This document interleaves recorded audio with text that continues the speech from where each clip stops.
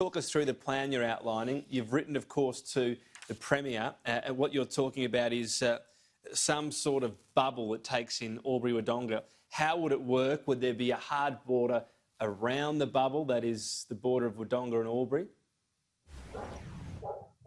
Well, effectively, my New South Wales parliamentary colleague, Justin Clancy, we've formally written to both the Premiers of New South Wales, Gladys Berejiklian, and the Premier of Victoria, Daniel Andrews, asking to put a bubble around the state districts of Albury and Wodonga.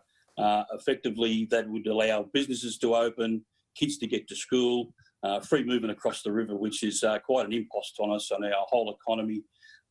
It's really hurting us here on the border, particularly the major population centre along the New South Wales Victorian borders, where in fact our public hospital has two campuses, one in Albury and one in Wodonga. However, our trauma centres and where any COVID treatment would be at the Aubury Base Hospital.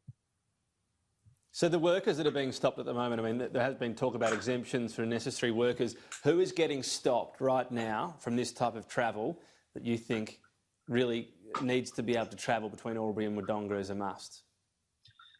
Well, you name the business, you name the occupation. There is a significant challenge for everybody that works and lives on the border here.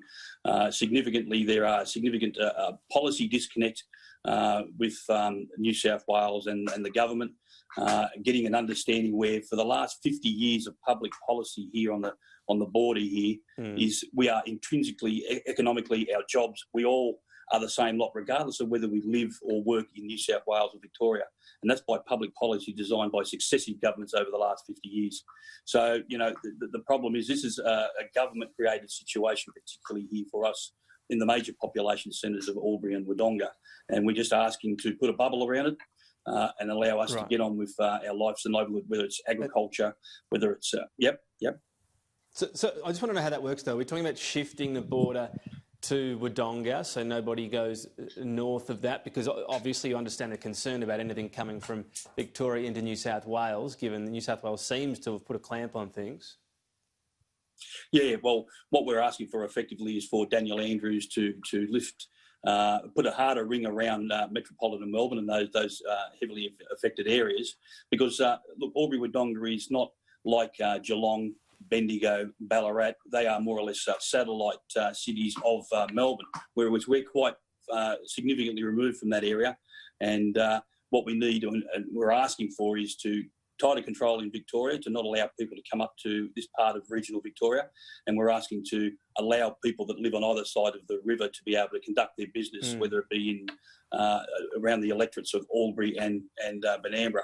So increasingly, families are being broken. I do understand that, I'm not downplaying that, but how does that work practically? I mean, a harder border around, you mentioned Bendigo, Ballarat, Geelong.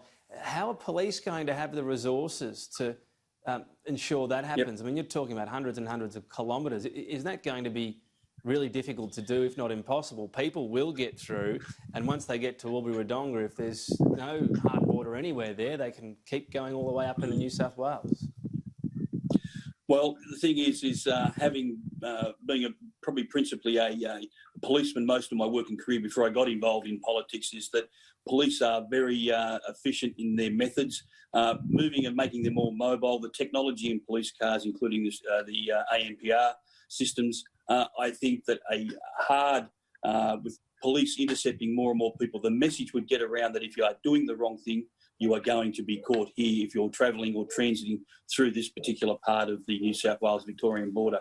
Do you have an estimate on resources? I mean, you'd have to concede it's easier to police the borders there, Albury-Wodonga, and yes, there are some sort of, you know, off-the-road areas that they use drones for, but that's going to be easier to do than those huge swathes right around Melbourne and surrounds, those various towns you're talking about. I mean, this would be a big uptake in resources, wouldn't it?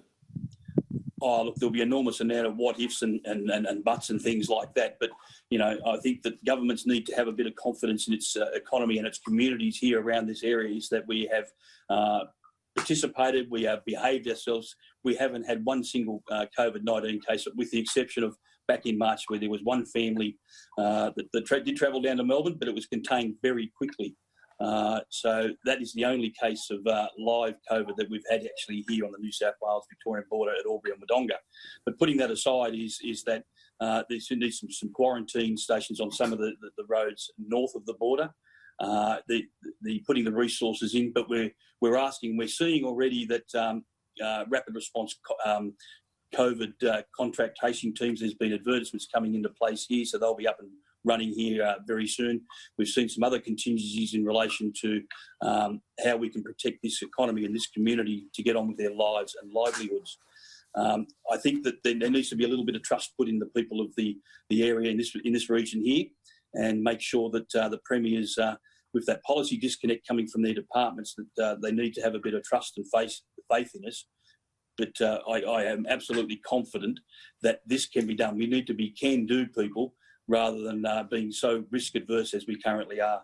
And we need to put some very clear messages. Right. That's what governments need to do. Some very clear messages. Don't come to us. There's not a thing that we can't do locally in the area, with the exception of maybe bringing some freight in so that we can do our manufacturing. But the important thing is that getting from the farm gate to the plate is that, Sydney, Melbourne, other parts of the nation, we'll see some significant numbers falling. We've got the biggest piggery in the Southern Hemisphere just at Coral in New South Wales. We've got our lamb sales in Coral. We've got a large livestock exchange here at Barnawatha.